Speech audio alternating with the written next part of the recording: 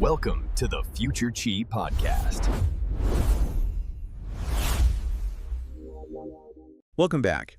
If you have been riding shotgun with us for the last few sessions, we've been on a bit of a journey, a road trip, really. It has been a road trip. A road trip through the human body. Although, to be fair, we haven't really left the garage yet, have we? That is so true. We've been parked. We've been conducting this huge multi-part, medical detective series. Yeah.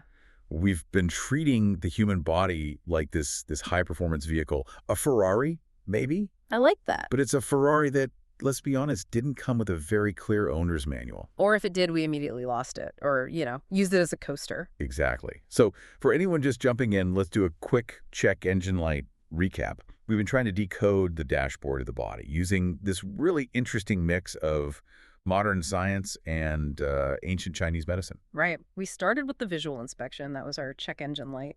The tongue. Sticking out your tongue to see the internal state of the organs. It still feels weird, but it's fascinating. Then we popped the hood and checked the oil. That was the pulse. Palpation. And we weren't just counting beats per minute, right? Yeah. We were feeling the pressure, the flow, the viscosity of the whole system. And then last time, we plugged into the diagnostic port. The ear, the vagus nerve, which was just mind-blowing. The idea that you can read the electrical signals of the brain and body right from the surface. I have to say, after those three, I felt pretty good. I felt like, okay, I'm a certified mechanic now. You had your jumpsuit on. I did. Felt like I had a handle on how to read the machine. But then I opened up the research folder for today, and I realized we aren't done. Not even close. We're actually missing two massive inputs. We are. And frankly, if you miss these two, you aren't really diagnosing anything. I mean, think about a master mechanic, someone who's been working on cars for 40 years. Right. They don't just look at the dashboard. They don't just check the dipstick. What is the very first thing they do when you roll into the shop? They stand there, and they just listen. They listen. They listen to the idle. They listen for the clunks, the whirs, the sputters. That sound tells them almost everything. And then if things are really bad... Oh, yeah. They lean down and smell the exhaust. Exactly. They smell the fumes. Is it burning oil? Is it running rich? Is there that, that sickly sweet smell of coolant leaking? Right. Those intangible inputs, sound and smell, are often the most immediate, the most visceral indicators that something is wrong. And in the medical tradition we've been exploring, traditional Chinese medicine, this completes the diagnostic loop. So today, we're running the full system scan. There it is. We are tackling the final two frontiers of the 4 examinations. Auscultation, which is the fancy medical word for listening. And olfaction, which is the polite scientific term for smelling. And honestly, the timing for this whole conversation is perfect. It's a little strange because we were sitting at this fascinating intersection where a 2,000-year-old medical tradition is colliding head-on with, futuristic AI. It's a total collision. This is the part that totally blew my mind in the reading. We usually think of these ancient techniques, like smelling a patient's breath or analyzing the tone of their voice, as kind of, mystical. Yeah, folk medicine. Or subjective, right. That's the word the critics always use. It feels like guesswork. Right. Oh, you sound a bit sad. Your liver must be upset. It sounds, unscientific. Exactly. But then you look at what Silicon Valley's doing right now. They're turning the smartphone into a tricorder. Like from Star Trek. It is the perfect analogy. The tricorder could scan a life form and tell you everything about its biological state without even touching it. And we practically have that technology now. It's in your pocket. Your phone has a microphone. That's your listening tool. And the sensors inside them are evolving into what they call e-noses. That's your smelling tool. So the thesis for today is pretty wild. We're going to see how the energy or life force of the patient can be decoded through voice and scent. And the crazy part is, the machines might be learning to do it better and faster than we can. It's the ultimate convergence of the ancient and the hypermodern. It's all about listening to the data and smelling the chemistry. Okay, let's unpack this because this is a big topic. We need to set the stage with the framework. We've thrown around this term, the 4 examinations, or CZEN, a few times. But let's look at it as a whole system. Why is this considered the grand unification of diagnosis? Well, think about how an AI architect looks at data. If you want to understand a really complex system, you need a feedback loop. You need multiple data points coming in from totally different angles. Right, you can't just trust one sensor. You can't. And ancient physicians, they understood this instinctively. They didn't have MRI machines. They didn't have blood labs where they could send a vial off and get a printout an hour later. They had their senses. You were the sensors. They were the sensors, exactly. So the 4 examinations were their version of a multimodal data scan. You need all 4 to get the real truth, to get the complete picture. So walk us through the 4 again, just so we can see the full picture before we dive into the sounds and smells. Sure. So first you have inspection, or Wang. That's looking. The tongue, the face. The face, the complexion, the tongue. Today, AI uses computer vision. It looks for microexpressions that indicate pain. It can detect jaundice in the whites of the eyes from a photo before a human can see it. Right, we covered that with the luster of the face. Then second, you have palpation, touching. Feeling the pulse. Feeling the pulse, feeling the skin temperature, checking for swelling. Today, that's haptic sensors. It's your Apple Watch checking for AFib while you sleep. It's eSkin measuring your hydration levels through your sweat. Which brings us to numbers 3 and 4. The ones we, in the West at least, usually ignore. Auscultation and olfaction. Now, in Chinese medicine, these are both grouped under a single term, wen. When? Yeah. And it implies obtaining information through the senses of hearing and smell. It's about sensing the aura or the atmosphere of the patient. It's much more holistic. And this is where it gets complicated, right? Because we're trying to bridge 2 very different worlds here. We've got the silicon chips on one side and the ancient scrolls on the other. Totally different languages. So to help us navigate this, I want to introduce a cast of characters for today's conversation. I love this. It really helps to visualize the conflict. Okay, first up, let's imagine we have Neo. From the Matrix. Exactly. Neo is our AI architect. He works in a glass building in Silicon Valley. He sees your smartphone as a medical lab. To him, your voice isn't just communication, it's a data set. It's a waveform. It's a series of frequencies and vibrations that contain hidden biological information. Neo is pure logic. He doesn't care about your feelings. He cares about your vocal biomarkers. Right. But then, sitting across the table, we have Dr. Zhang. He's our old master. He represents that 2,000 years of lineage. I'm picturing him with a long beard. Totally. He's wearing the robes. He's got the tea brewing. To him, the voice isn't data. It's the sound of the Shen, or the spirit. When he hears you speak, he's not looking for frequencies. He's hearing the resonance of your soul. And he can probably smell a liver condition from the doorway, right? 100%. He doesn't need a sensor. He has trained his own senses to an almost impossible degree. But then, stuck in the middle of these 2, we have Alex. Poor Alex. Alex is the intern. Alex is basically us. Alex is the skeptical, modern person. He's fascinated by the tech Neo's building, but he's also terrified. Right. He's thinking, wait, if my phone knows I'm sick before I do, who else knows? Is my insurance company listening? Is this real science or just, magic tricks? Alex asks the questions that keep us up at night. And he's right to be skeptical, because when you say, I can diagnose you by listening to your voice, it sounds like a parlor trick. It does.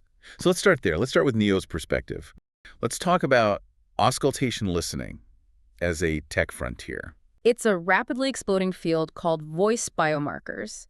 And the core idea here is that the voice is a hologram of health. A hologram. Okay, that sounds very sci-fi. Well, think about what a hologram is. It's a small, 2-dimensional image that contains all the information of the whole 3-dimensional object, right? Right. Your voice is the same. We take speaking for granted. But to produce speech, your body has to coordinate the lungs, the diaphragm, the vocal cords, the tongue, the lips, the jaw, and the brain.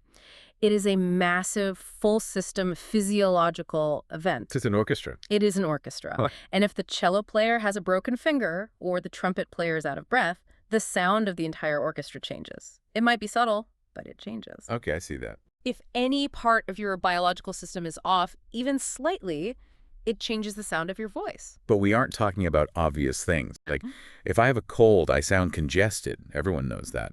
Hey, boss, I can't come in today. Coffee. Oh, no, that's macro. That's the easy stuff. We are talking about things you absolutely cannot hear with the naked ear. We're talking about microtremors, pitch variations, and cadence shifts that happen in milliseconds. The example that really stuck out to me in the research, and I really want to dig into the physics of this, was the heart disease study. This was from the Mayo Clinic, right? This is a landmark finding. It's incredible. The Mayo Clinic discovered that they could predict clogged arteries, coronary artery disease, just by analyzing voice recordings from a smartphone app. What is the connection between my voice box and the arteries in my heart? They seem pretty far apart. It comes down to fluid mechanics and basic physics. When the heart is struggling, even a little bit, it's not pumping as efficiently as it should. This causes very minor fluid retention throughout the body. Things get a little backed up. Like your ankles might swell up a little bit. Eventually, yes, but this happens long before that. One of the first places that this excess fluid accumulates is in the soft tissues of the vocal cords. So my vocal cords get puffy. Microscopically, yes. Yeah. They swell slightly. Now think about a guitar string. Yeah, I'm picturing a guitar string. If you strum a crisp, new guitar string, it vibrates perfectly. You get a clean note. But what happens if you take a tiny piece of wet tape and you wrap it around that string? You've added mass. You've added dampening. It's going to sound dull. It's not going to vibrate as cleanly or as fast. The note will be off. Exactly. It changes the fundamental frequency. Now, in the human voice, because the vocal cords are just a little bit boggy with fluid, they don't vibrate with the same crispness. They struggle to maintain the pitch. This creates what the AI is looking for: microtremors. And these are the tremors the AI hears. Yes. Audio engineers have terms for this. They call it jitter and shimmer. Jitter and shimmer. Jitter is an irregularity in the pitch, so the note wavers up and down very fast. Shimmer is an irregularity in the loudness, the amplitude. To your ear, I sound perfectly normal. But Neo's AI is analyzing the waveform 44,000 times a second. It sees those tremors like a jagged mountain range on a graph. That is wild. So I could be sitting there feeling totally fine, ordering a pizza on the phone, and the AI on the other end is thinking, this guy needs a cardiologist, stat. Precisely. It's detecting the physical symptoms of heart failure before the clinical symptoms like chest pain or swollen ankles even show up. It's true preventative medicine. And it's not just the heart. The research on respiratory health was fascinating, too. There's a company called Sonde Health. They have this 6-second test. This one is brilliant in its simplicity. You just say, for 6 seconds into your phone. That's it. That's the whole test. And what are they looking for in that? They're analyzing the texture of the airflow. Think of your airway as a pipe. If the pipe is smooth and clear, the air flows through with a consistent, smooth sound. But if you have asthma or COPD or even COVID-19, there's inflammation. So the pipe is narrow. The lining is rough. Exactly. So you get turbulence. Right. It's like the difference between wind blowing through a wide, clean tunnel versus wind blowing through a tunnel that's full of debris and junk. The AI can hear that turbulence. It can even distinguish between a common cold and COVID-19 just based on the specific acoustic signature of that turbulence. Okay, so physical stuff makes sense. Fluid, inflammation, that's mechanics, that's physics, I get that. Yeah. But what about the brain? The research mentioned cognitive decline in Alzheimer's. How can the voice possibly show that? It's actually very, very concrete when you break it down. There's a company called Canary Speech. They are detecting Alzheimer's with something like 80 to 98% accuracy, just from voice samples. 98%? Are they just listening for me, forgetting words like, where are my thingies? That happens, but that's much later in the disease. They're catching it way before that. They are looking at something they call cognitive load. Cognitive load. Think of your brain as a computer processor. When you speak, you're running a very, very complex program. You have to retrieve words from your memory, you have to organize them into proper syntax, and then you have to control all the muscles to say them out loud. Right. A lot is happening at once. A huge amount. Now, if that processor is starting to fail, if there are plaques forming in the brain, slowing things down, that program runs slower. It takes more effort. So the spacing of the words changes. The whole cadence changes. The pauses between words get just fractions of a second longer. The complexity of the sentences drops. You stop using nested clauses. And the tone becomes flatter. Flatter. What do you mean by that? We call it a flat effect. And this is huge in detecting depression, too. When the brain is struggling with depression, it has a hard time projecting emotion. The prosody, which is the musicality of speech, the ups and downs, it just disappears. The voice becomes monochromatic. Man, it's like the battery's running low on the device, so the system enters power-saving mode.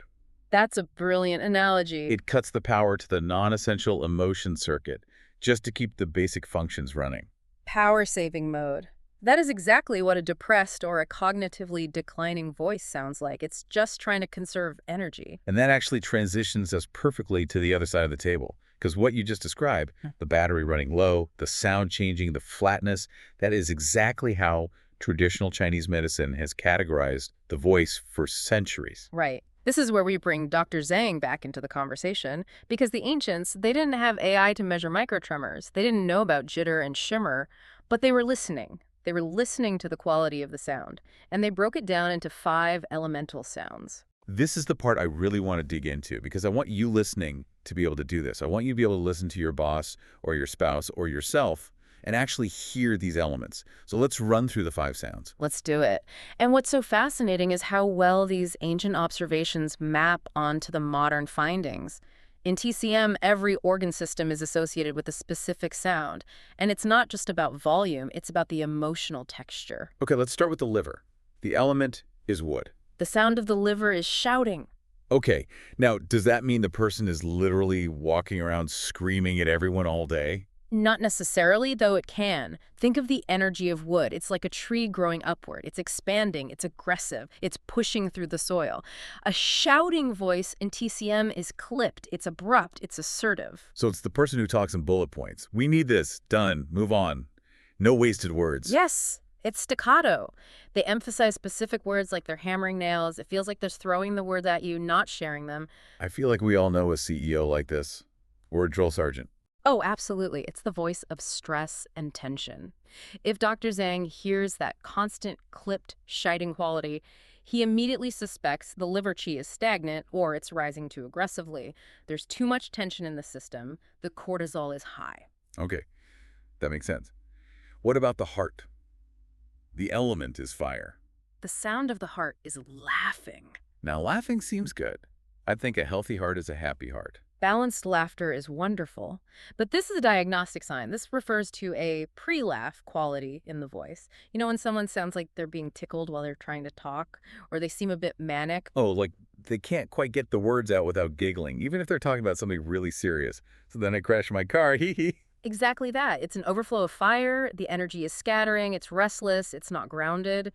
Or it can be the flip side. A total lack of laughter, a joyless, flat voice where the fire has gone out. Which connects right back to the depression marker we just talked about, the power-saving mode. It does. It's the same observation from a different perspective. Now let's look at the spleen. The element is earth. The sound is singing. Singing. Like, are they breaking into opera in the middle of a sentence? No. Think more like a nursery rhyme. Or a lullaby. It's a very soothing, almost motherly tone. The pitch goes up and down constantly. It's very ingratiating. Oh, I know this voice. This is the customer service voice. Let's hear your impression. Puts on a sickly, sweet voice. Hi there. How we doing today? Is everything just okay with your order? Yes, that is it. It's trying to comfort the listener. In TCM, the spleen is about digestion and nurturing, so a singing voice is trying to nurture you verbally. But if it's too much, if it's cloying and sticky, it shows the earth element is out of balance, or over-worrying, over-caring. It kind of makes my skin crawl a little bit. That's because it feels inauthentic. It feels like dampness, which is the pathogen of the spleen. It's too much. Interesting. Okay, next is the lung. The element is metal. The sound is weeping. This one sounds sad, like just overtly sad. It is the sound of grief, physically manifested. But again, they aren't necessarily crying actual tears. A weeping voice is one that tails off. Tails off. What do you mean? Imagine a toy that's running out of batteries. You push the button, and it starts a sentence strong, and then it just kind of fades away at the end. Oh, I totally do that when I'm exhausted. Right. It lacks resolution. It doesn't complete the thought with energy. In TCM, the lungs govern the qi of the whole body. They are the master of energy. If you can't push a sentence all the way to the period, you just don't have enough gas in the tank. That makes so much sense. It's literally running out of breath as you speak. Exactly. And finally, we have the kidney. The element is water. And the sound. The sound is groaning. Groaning. That sounds painful. It's not necessarily pain, it's depth. It's flat. It's monotonous. But unlike the weeping voice, which fades out, the groaning voice is suppressed. Think about fear. What does the emotion of fear do to your body? It makes you freeze. You tense up. It clamps you down. It freezes the diaphragm. So the kidney voice sounds like there's a clamp on the pitch. There is no variation. It sounds deep, stagnant, and almost like a low rumble or a drone. It's like a constant hum on one note. Yes. So if I'm Dr. Zhang and a patient walks in and they have that flat, deep, groaning voice, I'm immediately thinking, check the kidneys, check for fear, check the adrenal system. before they even tell me their symptoms. You've already heard the frequency of their imbalance. It's incredible how detailed that is. It's not just loud or quiet. It's the texture. It's the physics of the emotion interacting with the vocal cords. But let's pivot. We've listened to the engine. We've analyzed all the clunks and whirs. Now we have to do the thing that nobody really wants to do. You have to smell the exhaust. Olfaction. Smelling. This feels like the most neglected sense in modern medicine. You go to a doctor now, and it's all sterile. It smells like sanitizer and latex. Nobody is leaning in to sniff the patient. And that is a relatively recent development. For most of human history, smell was a primary diagnostic tool. Doctors would sniff the breath, the sweat, the wounds, and yes, the urine. But we've sanitized it out of existence. Probably for the best, socially speaking. I mean, I don't want my doctor leaning in for a big whiff. Socially, yes. Diagnostically, absolutely not. Because the data is coming back with a vengeance. And this brings us right back to Neo and his tech. Let's talk about the science first. Because Alex, our skeptical intern, he thinks smelling disease is medieval nonsense. What are we actually smelling? We are smelling VOCs, volatile organic compounds. Break that down for us. What's a VOC? Okay, Neo sees the human body as a chemical factory. Everything your body does, digesting a sandwich, fighting a virus, even growing a tumor, is a metabolic process. It's chemistry. And chemistry creates byproducts. It creates waste. Exactly. It creates waste gases. What are you telling me? My cells are sharding? To put it eloquently, yes, your cells are farting. Yeah. Every single cell is releasing these tiny waste gases. These gases travel into the blood, they go to the lungs, and you breathe them out, or they come out through the pores of your skin and your sweat. This creates a specific scent signature. A scent signature. So if I have disease, that signature changes. Drastically. It's like a factory changing what it manufactures. If a factory switches from making cookies to making tires, the smoke coming out of the chimney is going to smell very, very different. And this is where the e-nose comes in, the electronic nose. The electronic nose. There's a company called Owlstone Medical that is leading the charge here. They are doing what they call breath biopsies. Breath biopsy. That sounds way better than a needle biopsy. Much less painful. They've developed these incredibly sensitive sensors on a chip that can detect specific patterns of VOCs. They can smell the waste products from a tumor before the tumor is even big enough to see on a CT scan. That is the holy grail of cancer detection. That's the early warning system we've always wanted. It is. And the specifics are fascinating because they are so distinct. Let's look at diabetes. This is a classic example. Do you know what unmanaged diabetes smells like? I think I've heard this one. Is it fruity? It's rotten apples, or sometimes pear drops. It's the smell of acetone. Acetone, like nail polish remover. Exactly like nail polish remover. And the mechanism is pure survival chemistry. When a diabetic's body can't use sugar for energy because there's no insulin, it panics. It starts breaking down fat for fuel instead. Okay, emergency power. Right. And that fat burning process is called ketosis. The byproduct of ketosis is ketones, and acetone is a ketone. So the patient is literally exhaling a solvent because their body is burning fat instead of sugar. That is so vivid. You're breathing out the smoke of your own burning fat. Correct. Let's do another one. Kidney failure. What does that one smell like? Ammonia. Urine. Like urine. Because what do the kidneys do? They filter a substance called urea out of the blood so you can pee it out. If the kidneys fail, the filter is clogged. The urea stays in the blood. It builds up. And eventually it starts to evaporate through your breath and your skin. So you are literally breathing out urine. I know, it's horrific. But think about the diagnostic power. If you smell ammonia on someone's breath, you know immediately the filter is clogged. Okay, one more. Liver failure. Give me the last gross one. This one is very distinct. It's called Fetor hepaticus. It smells like methyl mercaptan. Which smells like? It's described as musty, or like raw fish and old garlic mixed together. Okay, I'm officially regretting asking for details now. It's not pleasant. But the point is, these are chemical facts. This isn't magic. It is pure chemistry. But here's the problem with humans. We are terrible smellers. We are. I feel like I have a pretty good nose. I can smell pizza from a block away. You might, but you suffer from a phenomenon called nose blindness or olfactory habituation. Oh, right. Like when you walk into a house that has a cat. And at first it smells like a cat, but then 10 minutes later, you don't smell it anymore at all. Exactly. Your brain says, okay, I've identified the smell. It hasn't killed me yet, so I'm going to ignore it so I can focus on new threats, like that pizza you mentioned. It filters it out. It filters it out. So Dr. Zhang might smell a patient for the first 10 seconds he's in the room, but then he adapts. The machine, the e-nose, It never gets noseblind. It catches the odor instantly. It quantifies it down to the part per billion, and it can track it over time. So Neo and the AI have a huge advantage here. But again, TCM was way ahead of the curve on mapping this. They didn't have the chemical names, but they had an odor map that aligns with the 5 elements. They do, and this is where you can start to see the connections between the voice and the smell. It's like a matrix of data. You can cross-reference them. Let's run the map. Let's start with the liver again. We said the voice was shouting. What is the smell? Liver, wood element. The smell is rancid. Rancid, like old cooking oil. Yes. Oily, greasy, sometimes described as goatish. Goatish. Oh, man. If someone smells like old grease or like a mechanic's rag, it suggests the liver is struggling to detoxify the fats in the body. Which aligns perfectly with the shouting voice. So if you have a guy who is barking orders at everyone, super high stress, and he smells like he's been working in a deep fryer. Liver imbalance. Wood is out of control. The stress hormones are altering the fatty acid breakdown in his sweat and his breath. Got it. Okay, heart. Fire element. The voice was laughing. The smell is scorched. Scorched. Like something is burning. Specifically, the ancient texts describe it as the smell of burning paper or burnt toast. Wait, isn't smelling burnt toast a sign that you are having a stroke? In Western medicine, smelling phantom burnt toast can be a neurological sign, yes. But in TCM, if the patient actually smells like burnt toast, if they are emitting that odor from their body, it's a sign of heart fire. That is really spooky. Think of the pattern, though. Manic energy, that laughing quality in the voice, plus the smell of something burning, scorched. The fire is literally burning up the system. The metabolic rate is too high. Spleen, earth element. The voice was singing. The smell is fragrant. That sounds nice, at least. Like perfume.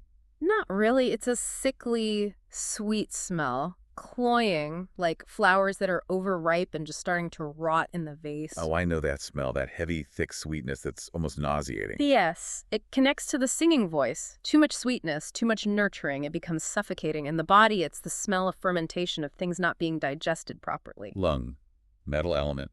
The voice was weeping. The smell is fleshy. Fleshy. That sounds like a horror movie. What does that mean? It refers to the metallic smell of raw meat, or the iron-like smell of blood. Which makes sense. If the lungs are damaged, you might be smelling the microhemorrhages or the actual tissue breakdown. Exactly. It's the smell of the tissue itself. And finally, kidney, water element. The voice was groaning. In the smell. The smell is putrid. Putrid. The smell of decay, stagnant water, things that are rotting in the dark. It's the smell of the life force decomposing. It's a very serious sign. Okay, this is heavy, but it paints such an incredibly vivid picture. You can see how a doctor like Dr. Zhang, just walking into a room, is getting hit with this symphony of data that most of us just completely ignore. Right, he hears the weeping voice that tails off. He smells that fleshy, metallic odor, and he knows it's a lung issue before he even asks, where does it hurt? And that brings us to the synthesis of all this, because now we have the technology to do what Dr. Zhang does. Neo has built the app. So the question becomes, what happens when the machine becomes the master? This is the billion-dollar question for the future of medicine. Let's play out that scenario from the notes. This is the interaction between Alex, our skeptical intern, Dr. Zhang, and the AI. Right, so imagine a patient, we'll call her Mrs. Lee, comes in for simple back pain, a standard complaint. Alex is holding the iPad with the new full systems scan app. He doesn't even touch her. He just has her describe her pain for 10 seconds, and the app listens, and it smells her breath. And the screen lights up. It flags high risk of coronary artery disease. Why? Because it heard the fluid retention in the vocal cords. It picked up on the jitter and shimmer. And then it checks the smell. And it says, scorched smell detected. It picked up the specific VOCs associated with cardiac stress, the heart fire. So the machine has effectively performed the 4 examinations. It looked with the camera, it maybe touched with a sensor on the iPad, it listened with the mic, and it smelled with the eNose. And it did instantly. Before Dr. Zhang has even taken her pulse in the traditional way. And this is where Alex has his existential crisis. He looked at Dr. Zhang and he asked, if the phone can do all of this, what do you need me for? I'm obsolete. The machine is the doctor now. It's a totally fair question. If the diagnostic is perfect and instant, is the doctor just a pill dispenser? But Dr. Zhang gives the perfect answer.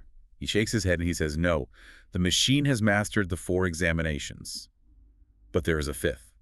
A fifth. I thought there were only 4. In the classical texts, the 4th examination is often split, or there's an addendum. The missing piece is interrogation. Or another interpretation of when, which is asking. Asking. Just talking to the patient. It sounds so simple, but it's the bridge. The machine tells you what? It says heart failure. It says artery disease risk is 87%. It gives you the biometrics. It is the ultimate technician. But the human. The human is the physician. The human has to find the why. The cause. Exactly. The AI can't know that Mrs. Lee is grieving her husband who died 6 months ago. The AI can't know that she's drinking 6 cups of coffee a day just to cope with the sadness, which is driving up her heart rate and creating that scorched smell. The machine sees the fire. The human sees the match that started it. Beautifully put. Dr. Zhang tells Alex, stop trying to be a data collector. The machine is better and faster at that.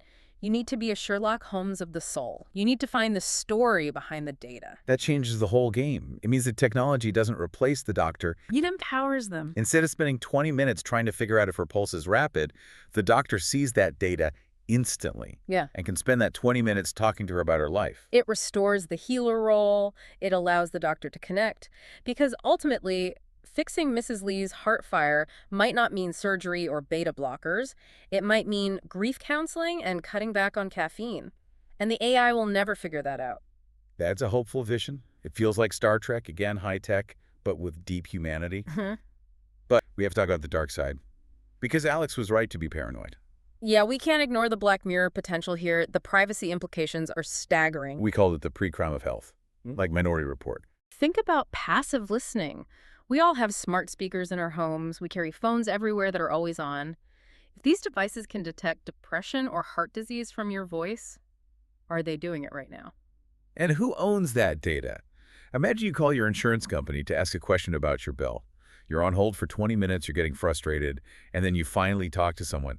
Hi, I just wanted to check on my deductible. And while you're complaining about the bill, the AI on their end is analyzing your voice biomarkers. It hears the microtremors of heart strain from the stress. It hears the flat affect of potential depression. Does your health insurance premium go up next month? Or do you get denied for a life insurance policy because you're now flagged as a high-risk individual based on a condition you didn't even know you had? It's a terrifying possibility. And it gets weirder. The outline mentioned dating apps. This is wild. Oh, this is fascinating. It's based on real biology. We are evolutionarily attracted to people with different immune system genes than our own. They're called MHC genes. Why different? Why does that matter? Because if you have a baby with someone who has a different immune system, the baby gets a double shield, a much stronger, more diverse immunity. And we detect this compatibility through smell, subconsciously. So the chemistry you feel with someone is literally their body chemistry. It is. So imagine a dating app that doesn't just match you on interests like hiking and movies. You send in a breath sample or maybe just talk to the app for 30 seconds. And it matches you based on biological compatibility. It could give you a score. You are a 98% genetic and olfactory match with Dave. His immune system perfectly complements yours. And his natural smell won't annoy you. You'd be swiping right, not on a photo, but on a biological compatibility score. It sounds totally sci-fi, but the tech is there. We are moving toward a world where our biological data is broadcast constantly, whether we like it or not. We are walking radio towers of health data. And the receivers are everywhere. Before we wrap up with our experiment for the listener, I want to hit some of the fun facts because the history of all this is surprisingly rich. Rich is one word for it. Let's talk about the King's Taster. The original biosensor. If the King's Taster ate the food and didn't die, the food was safe to eat. That was the extent of the technology. Talk about a high-stress job. No kidding. And the urine wheel. I saw a picture of this. It looks like a color wheel you'd see at a paint store, but for pee? Medieval doctors carried these around. It was a chart with different colors and smells of urine and what they meant. They would hold the flask up to the light, they'd sniff it, and sometimes they'd taste it. No. Tell me they did not taste it. They absolutely did. It was the only way to test for diabetes. Sweet-tasting urine meant honey urine disease? I am so glad I live in the era of the enos. I do not want my doctor tasting anything of mine, thank you very much. Speaking of which, the future of the bathroom is the smart toilet. I knew you were going to go there. It's the ultimate implementation of Olfaction technology. A robot in the bowl that analyzes your deposits. It tracks your gut health, your hydration, your metabolic waste, every single day. It's the check engine light that checks you every single morning. As gross as it is, it's probably the most effective preventative medicine device ever invented. It is. It's a daily dashboard report. It catches things weeks, maybe months before you feel them. Okay, let's bring this home. We've talked about high-tech sensors and ancient masters. But how can you, listening right now, use this? We can try a simple scan. We can act as our own mechanics for a minute. First, let's do the voice check. What do they do? I want you to take out your phone and open your Voice Memos app. Record yourself. Just read a paragraph from a book or describe your day for 30 seconds. Then play back. And try to get past the cringe of hearing your own voice. We all hate it. Right, ignore the cringe. And listen for the chi, listen for the energy curve in your sentences. What are we asking ourselves? Ask yourself, does my voice tail off? Do I run out of steam at the end of sentences? That's the lung, the metal deficiency. Not enough gas in the tank. Exactly. Or is it flat? Is it monotonous, like a drone? That's the kidney fear clamping down. Or is it clipped and angry? That's the liverwood energy. It's amazing what you hear when you stop listening to the words and you start listening to the sound. You hear the energy behind the words. And the second test, the breath check. The classic cupped hands. Cup your hands over your nose and mouth. Exhale deeply from the back of your throat. Get that deep lung air out. Then inhale immediately through your nose. What does your scent say about you? Is it metallic? Is it sickly sweet? Is it scorched or rancid? It's not just about hygiene or if you had garlic for lunch. It's a metabolic report card. Your body is telling you what it's burning for fuel right now. So we've done it. We've gone from the tongue to the pulse to the ear and now to the voice and the breath. We have completed the circle, the 4 examinations. It feels like the check engine light is no longer a mystery.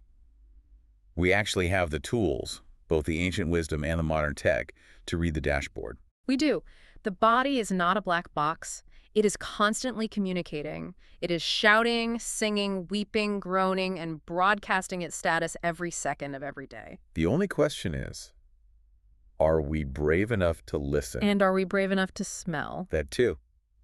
But seriously, the provocative thought I want to leave everyone with is this.